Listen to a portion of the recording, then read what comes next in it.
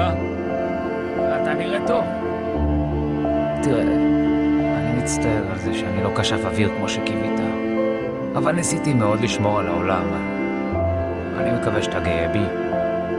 ברור שהוא היה גאה בך, בומי. קאיה, אני רק ניקיתי קצת את הפסל של אבא. יש פה המון אבק. תראה! אני עושה כשפות אוויר! לא יאמן. אתה כשף אוויר?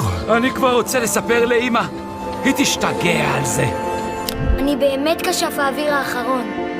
איך הם עשו לי את זה? הם רצו לקחת ממני את כל מה שהכרתי ואהבתי. מה קרה, אבא? אני פשוט מצטער שסבא שלכם לא כאן כדי לראות את זה. זה כמו חלום, אבא. אחרי 170 שנה, כשפי אוויר חדשים.